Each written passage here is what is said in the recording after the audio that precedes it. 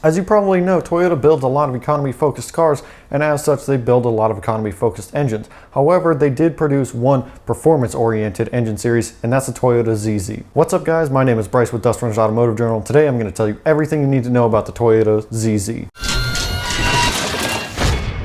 The 1ZZ FE is rather obviously the first engine in the ZZ family. It's a 1.8 liter engine with a 79mm bore and a 91.5mm stroke with a 10.1 to 1 compression ratio. You can kind of tell from these specifications alone that it's designed to be a really torquey little engine with a longer stroke than bore. And the high compression ratio helps Toyota achieve really high efficiency. The 1ZZ features technology such as multi-point fuel injection, VVTi, forged connecting rods, and an optional supercharger for some models. The only models that received the TRD supercharger were the Corolla, Matrix, and Pontiac Vibe. Later versions of this engine had increased horsepower through updated tuning and a lightweight rotating assembly. Some versions of this engine are specifically designed to run on E100, which is a popular fuel that you'll find in some South American countries. To save time, I'll throw specs up on the screen right now. The 1ZZ was equipped in various automobiles ranging from sedans, coupes, small SUVs, and mid-engine sports cars. Toyota put this engine in so many different vehicles because of its reliability and good performance with a later ZZ engine. Applications include the Allion, Avensis, Caldina, Celica GT, Corolla, Matrix, MR2 Spider, Opa, Premio, RAV4, Wish, Chevy Prism, Pontiac Vibe, and the Lotus Elise. Just like the AZ engine, the 1ZZ has a couple of well-known issues, the main being excessive oil consumption,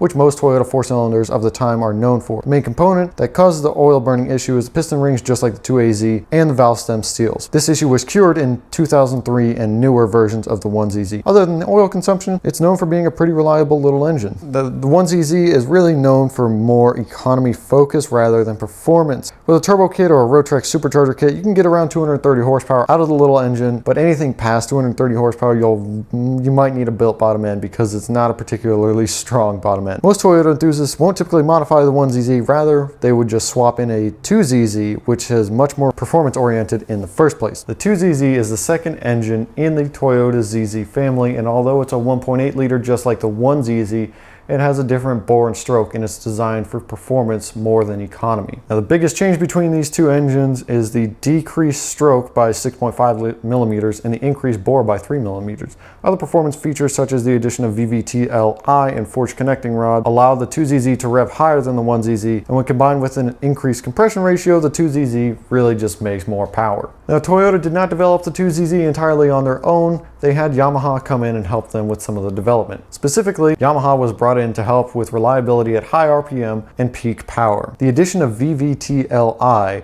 is a big contributor to achieving such high horsepower. It works like Honda's VTEC system by using multiple camshaft positions, one for low RPM and one for high RPM. Again, to save time, I'll put some specs up on the screen right here for you to see. Now, just like the 1ZZ, the 2ZZ can be found in a handful of different vehicles. However, the vehicles that it's found in are more performance oriented than the 1ZZ's applications. These applications include the Celica GTS, Corolla XRS, Matrix XRS, Pontiac Vibe GT, Lotus Elise, Lotus Exige, and the Lotus 211. Now, that oil consumption issue with the 1ZZ that we just discussed is not really an issue for the 2ZZ.